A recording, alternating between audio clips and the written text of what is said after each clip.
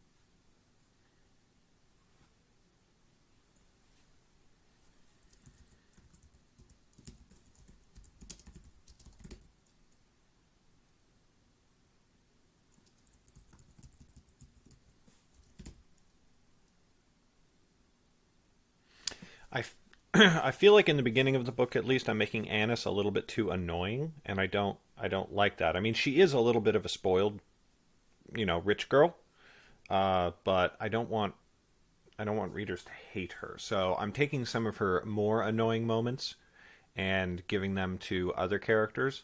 Like here, she's going to complain when they run into a rock slide. She was, but I'm going to give that to Jem instead because she already has one thing that the reader is potentially going to find annoying and unsympathetic, which is her like abject hatred for Zane.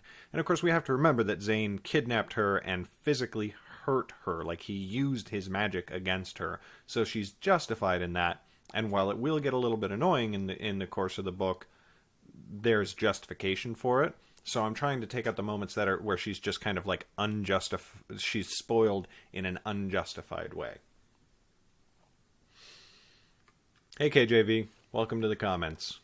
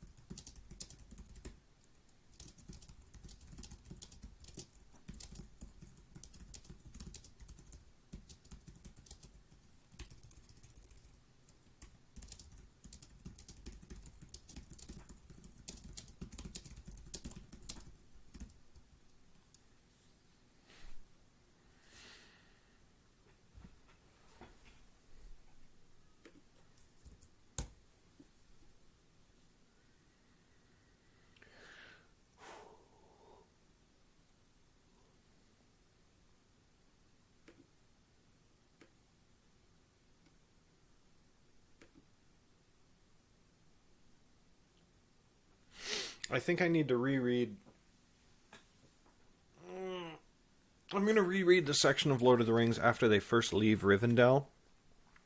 Basically, from when they leave Rivendell to when they arrive at Moria, because that is, people like to complain a lot about all of the, traveling in Lord of the Rings and the walking around and whatever. Honestly, I fucking love it, and, the book is like the best-selling book other than the Bible in the 20th century, so that many not that many people can hate it. So I really enjoy that whole section when they're traveling after Rivendell, and when they go up the mountain pass and everything. I think that's all really well written. So for this section of the book, I'm going to reread that section and just sort of get a feel for the the flavor of it, and how he describes things, because you don't really realize it when you're reading the book necessarily, but there's a few incidents that happen while they're traveling, like when they first leave the Shire. There's Weathertop. After they get out of Tom Bombadil's house, there's Weathertop.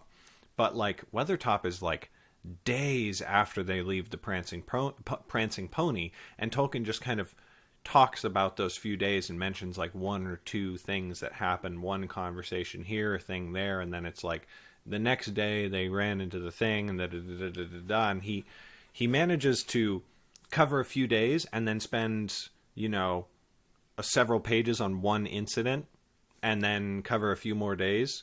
It's a very good and expedient, but also detailed way of describing travel, and something that I definitely have aspired to in the Nightblade series in general, where Lauren is constantly on the run. I mean, after all, she is my vehicle to explore the Nine Kingdoms.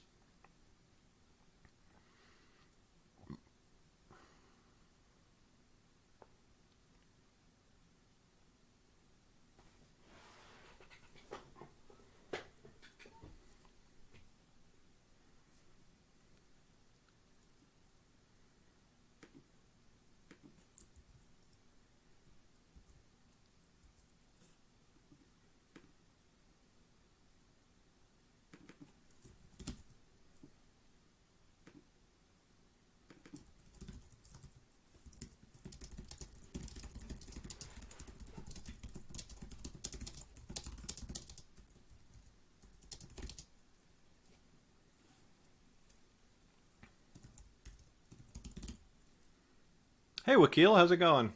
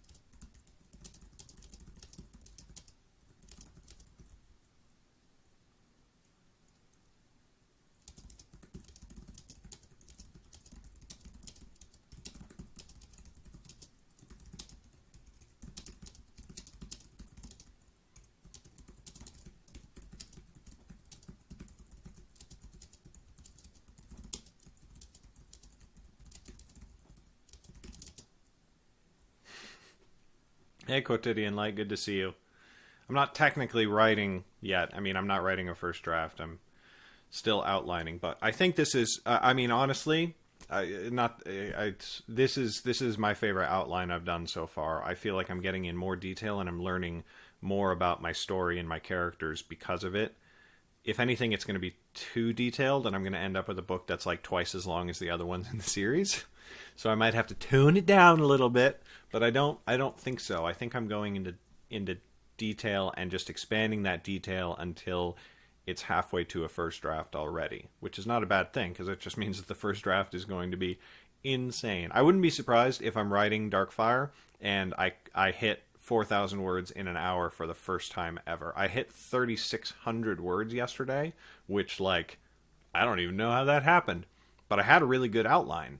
So it was, yeah, I wouldn't be surprised if while I'm writing Darkfire, I hit 4,000 words in 1 hour.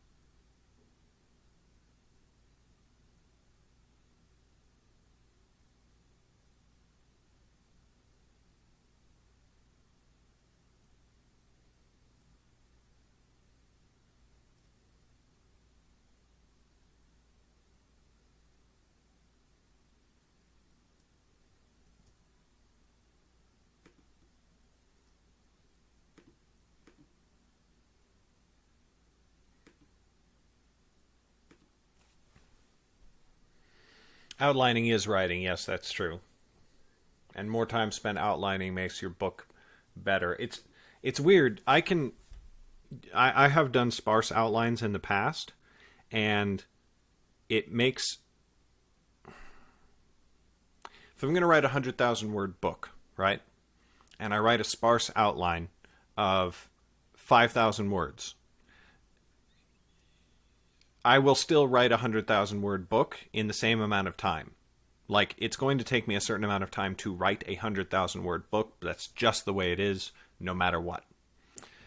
If I outline very in detail and I write a 10, 15,000 word outline instead of a 5,000, in other words, if I double the length of time I spend outlining or I triple it, it still takes me the same amount of time to write the book. I just think that the book comes out way fucking better, you know, which is like, the closer you get to flying by the seat of your pants, the more and this is not for everyone, this is for me. The closer I get to flying by the seat of my pants and having to make stuff up on the fly, the worse my books get.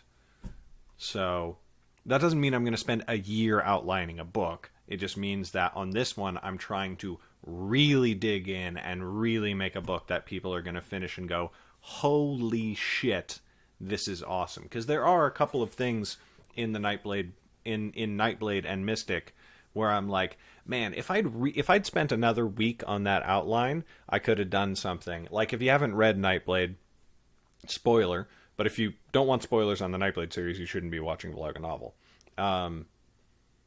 There's a scene near the end of Nightblade where she is threatened by a snake, and she actually gets bit by a snake, whose venom doesn't kill her, but just sort of weakens her mind tremendously.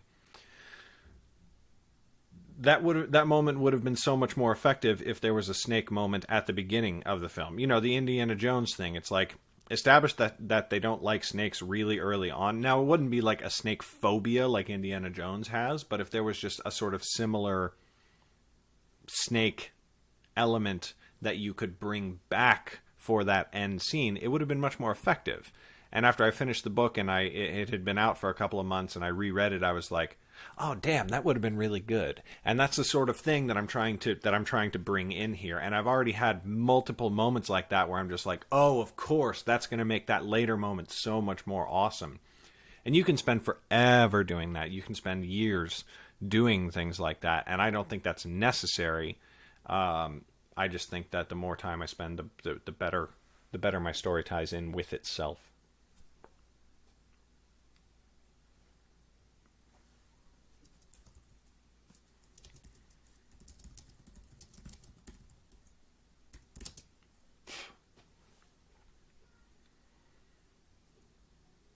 Quotidian Light, 6 rough drafts by August. Good luck. Damn, girl. Can't wait to read them.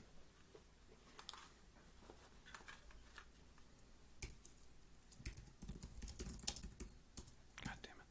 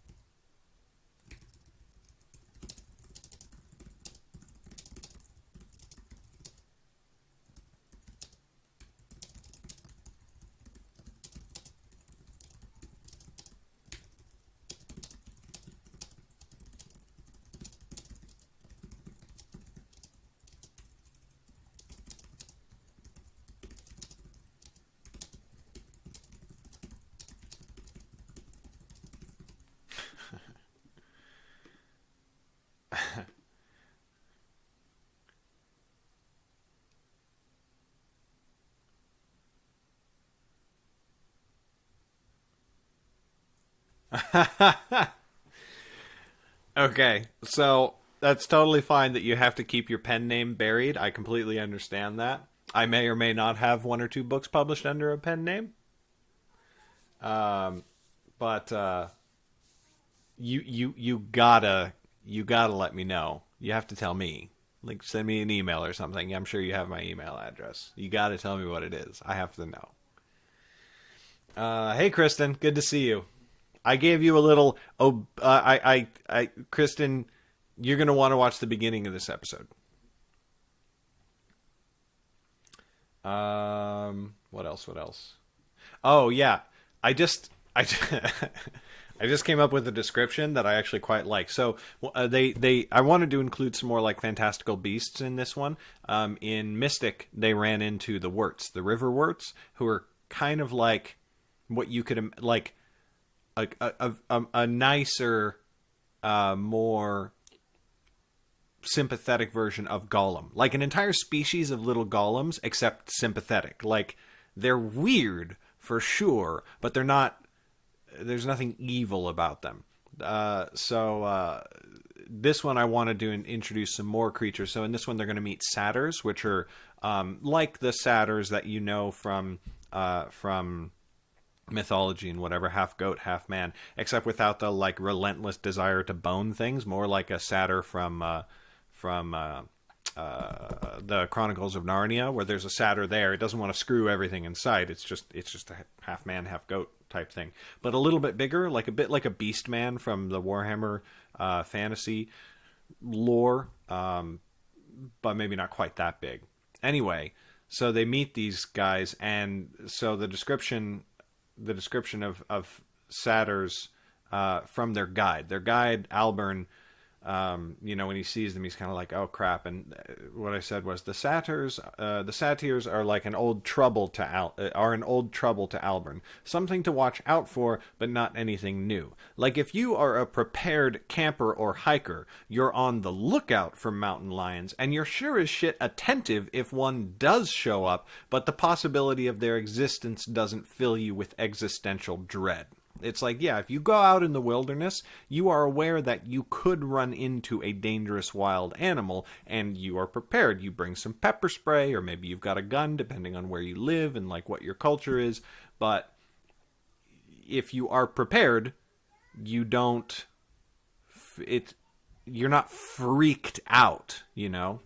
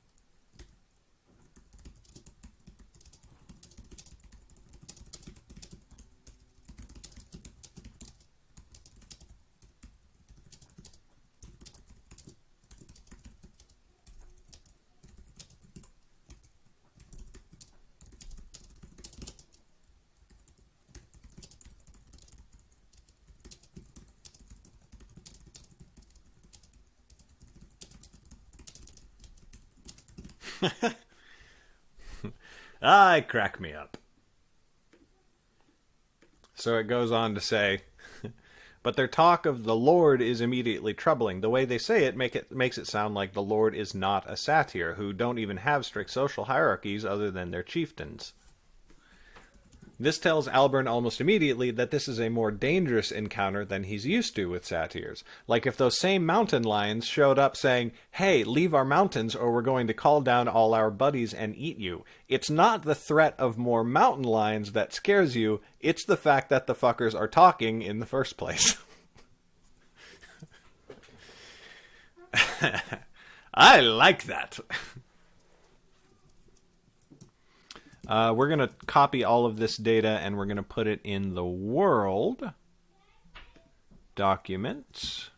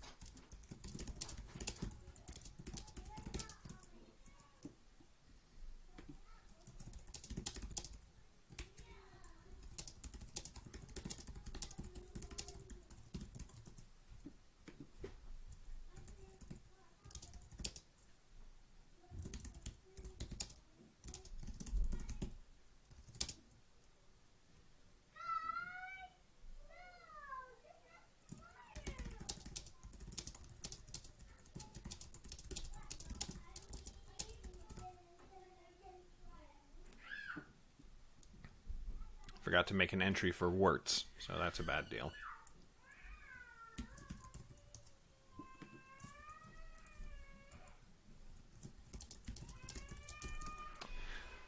We're gonna get more into elves in the next book. Not really get into them, just encounter them. Elves in the Nine Kingdoms. They're a bit different than you might think. They're not. They're not Tolkien's elves. We'll put it that way.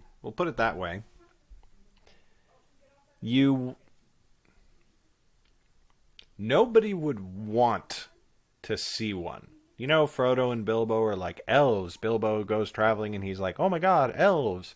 And Frodo's like, I've wanted to see, oh, good, holy crap, elves. And Sam's always wanted to see the elves.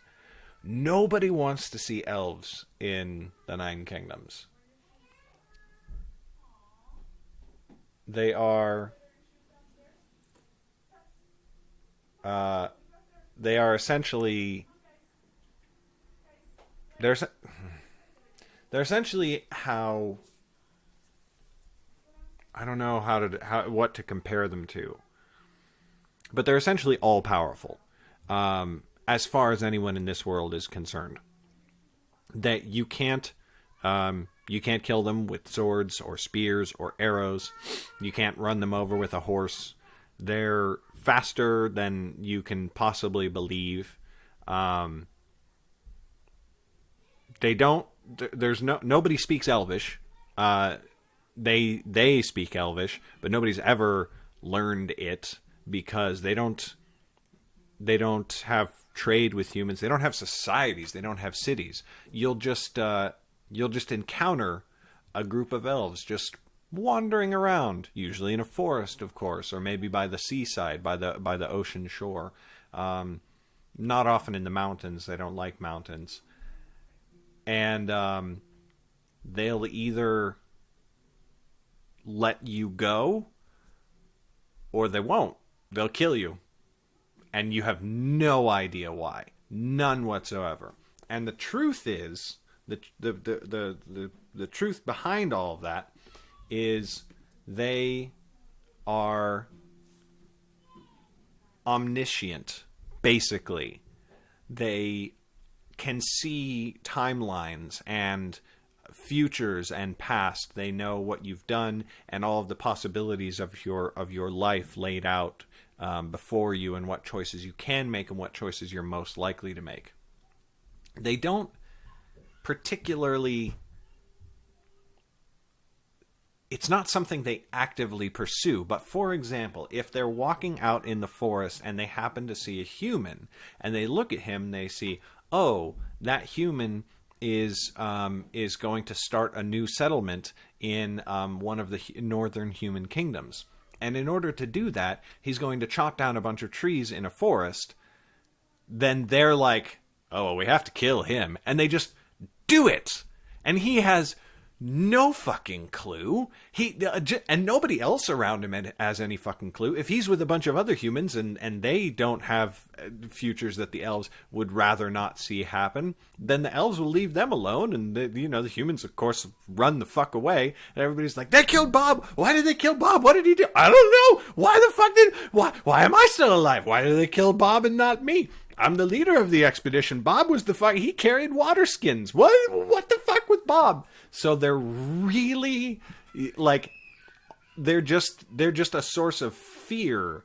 And, like, yeah, they're really beautiful. They don't look exactly like elves. They look more like what an alien version of elves might look like, with really kind of distended, drawn out heads.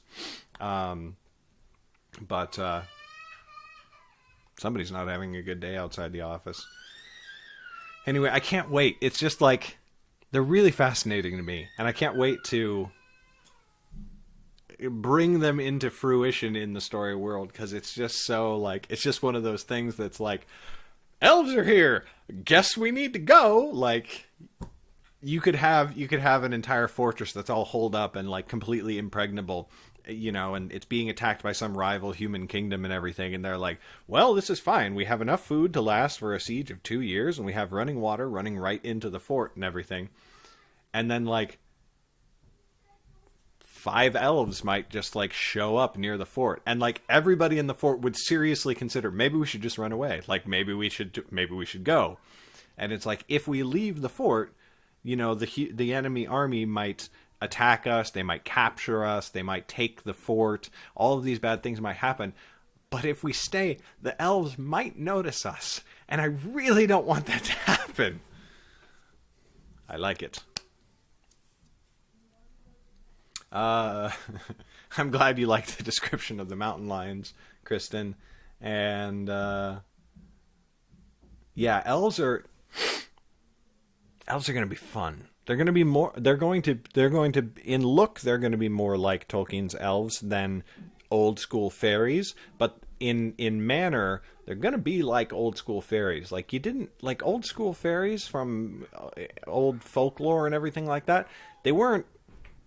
Sometimes they were cute and helpful, and sometimes they would ruin people's lives. And these are going to be much more in the life ruining vein. But they're going to play one very important role in the big epic fantasy series that Nightblade is sort of a precursor to. And I don't know if I've mentioned this on Vloganovel before, but Lauren, before Darkfire, has already met the 2 main characters from the big epic fantasy series that I have been working on for years. There's 2. Well, there's really 1 main character in that series. But he has a best friend, and Lauren has already met them. That's going to be a fun moment for people to realize later on.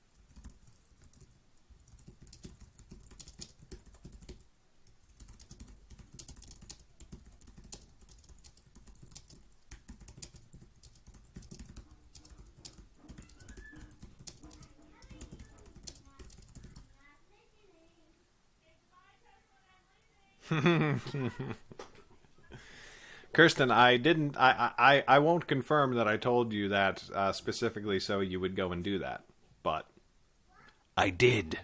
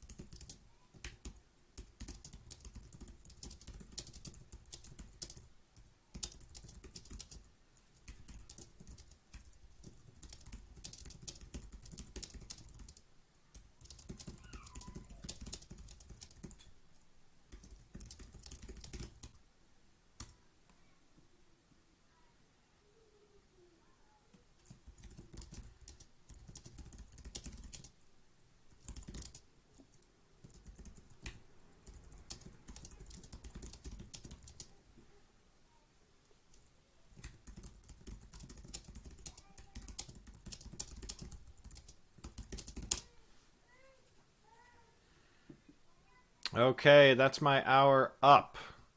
So, almost done with episode 2 outline and working out character moments within it. I think that this is becoming the first and beginning of the second act of a really good book, guys.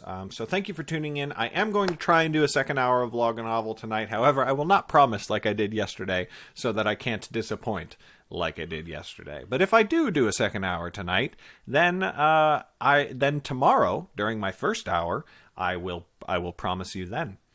Okay, I will be back hopefully tonight between 9:30 and 10 o'clock p.m. if I'm on at all. That's Pacific Standard Time. Thank you so much for tuning in to Vloganovel. If you want to check out my works, my website is in the description. You can also become a patron at patreon.com by clicking on that little I right up there. That supports all of my YouTube efforts. And if you just want to kind of find out what all of my books are all about and you've never read me before, if you go to my website, which is in the description, you can get 6 of my books for free, which is a pretty good deal that most people can afford. All right, guys, thank you so much for watching. I will catch you tonight, maybe, definitely tomorrow. Bye.